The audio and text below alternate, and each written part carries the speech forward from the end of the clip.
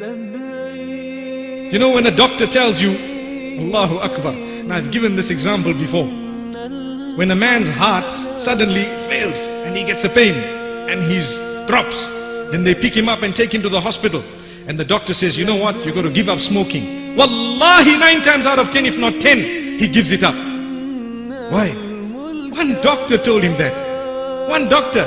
But for Allah subhanahu wa ta'ala, how many of us are ready today to say this habit is out? There we are. How many? Allahu Akbar. Are we waiting for a little heart attack before we can give up a bad habit? When Allah subhanahu wa ta'ala says, no, don't wait for that. I give you good health. But whilst you're in good health, leave that.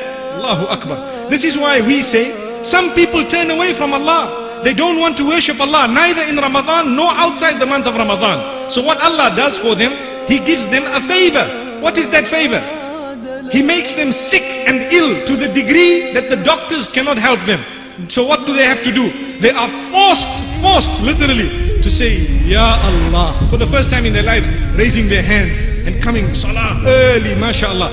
That is cheap. Wallahi, cheap meaning we are still fortunate that we haven't died before we raised our hands to Allah. But the question I have, should we wait for something to happen to us before we're going to raise our hands?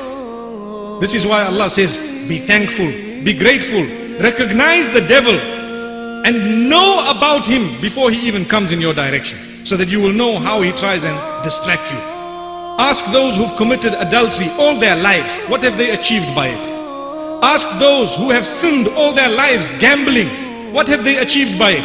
Ask those who have sinned all their lives by stealing, cheating, conning, deceiving, by engaging in all sorts of other sins, whether it is drugs and alcohol. What did they achieve by it? They achieved what? Momentary joy.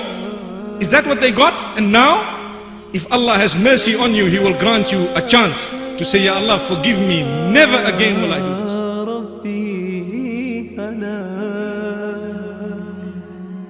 لولاك يا ربي هلا